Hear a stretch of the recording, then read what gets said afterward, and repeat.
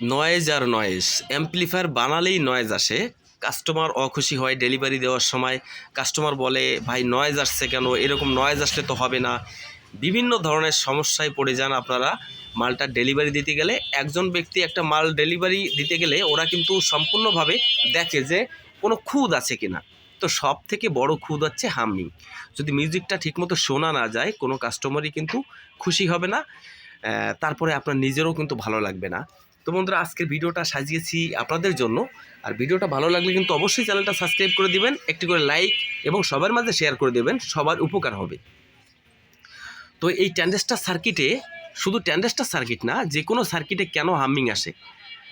তো বন্ধুরা দেখেন, হামিং আসে কিন্তু বেশ কয়েকটা সেকশন থেকে। এই জন্য বলছি ভিডিওটা কিন্তু কন্টিনিউ শেষ পর্যন্ত দেখতে হবে, কারণ একটা স্টেপ বাদ থেকে গেলে কিন্তু আপনি সাকসেস হবেন না। প্রত্যেকটা স্টেপ বাই স্টেপ আপনাকে ফলো করতে হবে, তাহলে কিন্তু আপনি পারবেন। হামিং আসে কয়টা জায়গা থেকে আমি ডিটেলস বলছি। দেখেন, প্রথম কথা হলো আপনাকে ফিল্টার করতে হবে। আপনি এখানে দুটো ক্যাপাসিটার দেওয়া রয়েছে, দেখেন এখানে দুটো ক্যাপাসিটার দিয়ে ফিল্টারিং করা রয়েছে। এই দুটো ক্যাপাসিটার দিয়ে যদি ফিল্টারিং করেন তাহলে কিন্তু ফিল্টারিংটা মজবুত হবে না, ভালোই হবে না। এখানে আপনি যত ক্যাপাসিটার দিবেন ততটা কিন্তু ফিল্টারিং ভালো হবে। এখানে ফিল্টার করতে গেলে আপনাকে মিনিমাম 4টে ক্যাপাসিটার ইউজ করতে হবে। আপনি যে মানের করেন 4টে ক্যাপাসিটার ইউজ করতে হবে। এবং ডায়েট দেখেন, এই ধরনের ডায়েট কিন্তু আপনাকে ব্যবহার করতে হবে। আর এখানে দেখেন একটা মিডিল প্রান্তে একটা গ্রাউন্ড আছে। এই যে গ্রাউন্ডটা আমরা কখনো কিন্তু বডিতে মারি না, এটা কিন্তু বডির সাথে সুন্দরভাবে ঝালাই করে দিতে হবে। এবার যাব মূল জায়গায়। আমরা প্রথম থেকে ফিল্টারিংটা ওকে করতে হবে, তা না হলে কিন্তু হামিংটা বন্ধ হবে না। প্রথম থেকে এখান থেকে ফিনিশিং করেছি, এবার সার্কিটে যাব। এবার এই সার্কিটে দেখেন এখানে একটা তার ইউজ করা আছে। আসলে কি এই তারটা এখানে ইউজ করা যায়? ইউজ করা যায় না। বাজার থেকে দোকানে গিয়ে বলবেন হেডের তার, ভালো করে শুনে রাখেন, হেডের তার ইউজ করতে হবে। একটা কেবলের ভিতরে 3টে তার আছে, এটার নাম আছে হেডের তার। ওই হেডের তার ব্যবহার করতে হবে। এইখানে আপনাকে অডিও ইনপুটে আপনাকে হেডের তার ব্যবহার করতে হবে। দেখেন এই তারটা এসেছে কোথা থেকে? এখানে বেসবোর্ড, বেসবোর্ডের আউটপুট, আর এখানে ইনপুট। এই আউটপুট থেকে এই ইনপুটে হবে হেডের তার। এবং এখানে আছে অডিও ইনপুট। দেখেন এখানে আছে অডিও ইনপুট, যেখানে মোবাইলের কানেকশন দিয়ে গান বাজাতে হয়, ঠিক আছে। এখানে এখানে যে অডিও ইনপুট আছে, এই অডিও ইনপুট কিন্তু আপনাকে হেডের তার ব্যবহার করতে হবে। আপনার এখানেও ইউএসবিতেও হেডের তার ব্যবহার করতে হবে। 3টে-4টে জায়গায় হেডের তার ব্যবহার করতে হবে। এই হেডের তার ব্যবহার করলে কিন্তু নয়েজটা গ্রাউন্ড হয়ে যায়। ওই হেডের তারের ভিতরতে নয়েজটা কিন্তু গ্রাউন্ড হয়ে যায়। আপনি যদি হেডের তার ব্যবহার করতে না পারেন তাহলে কিন্তু হামিং মুক্ত হবে না। এবার যাব আরেকটা মূল টপিকে। মূল একটা জিনিস আছে, এই জিনিসটা খুবই গুরুত্বপূর্ণ। এখানে দেখেন একটা ট্রানজিস্টর আছে 2073। এখানে 2073 নামে একটা ট্রানজিস্টর আছে। এখানে এই সাইডে দেখেন, এই যে 2073 ট্রানজিস্টর কোনোটায় থাকতে পারে D880। আমি কিন্তু আগে থেকে বলছি D880 কোনোটায় থাকতে পারে। ওল্ড মডেলের সার্কিটে কিন্তু D880 থাকবে।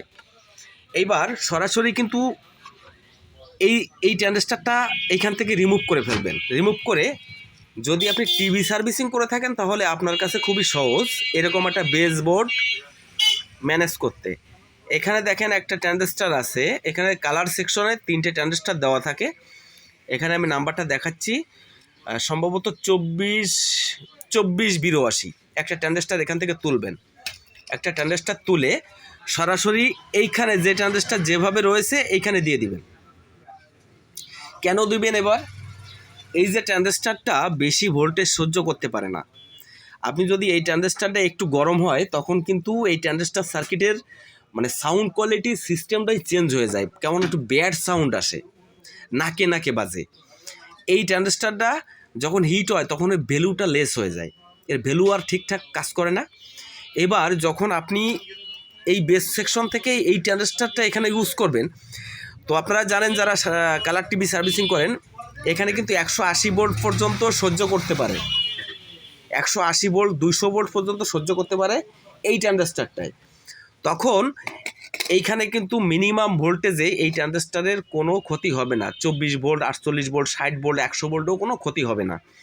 সেহেতু এর ভ্যালুটাও লেস হবে না, এবং এই ট্রানজিস্টার দিলে আপনার সাউন্ড কোয়ালিটিটা এত সুন্দর হবে আপনি নিজে কল্পনা করতে পারবেন না। ভাই এটা বাস্তবে পরীক্ষা করতে হবে, পরীক্ষা করবেন, আমি নিজেও করেছি। এবং আমি যে অ্যাম্পলিফায়ারগুলো তৈরি করি একেবারেই পার্সোনালি কোয়ালিটি ও সাউন্ড সিস্টেমটাই মানে চেঞ্জ হয়ে যায়। তো এটা করবেন, দেখবেন আপনার টোটালি অ্যাম্পলিফায়ারে কোনো নয়েজ থাকবে না। আরেকটা বিষয় আছে, আপনি ফ্যানের জন্য আলাদা ট্রান্সফর্মার ব্যবহার করবেন। আপনি মূল একটা ট্রান্সফর্মার ব্যবহার করছেন, ফ্যানের জন্য আলাদা একটা ট্রান্সফর্মার ব্যবহার করবেন, ফ্যান তারপরে এই যে বেস সেকশন। আর যদি একটা ট্রান্সফর্মার থেকে লুপ বেরোয় করতে পারেন সেটা আলাদা ব্যাপার, একটা ট্রান্সফর্মার দিয়ে কাজ হয়ে যাবে।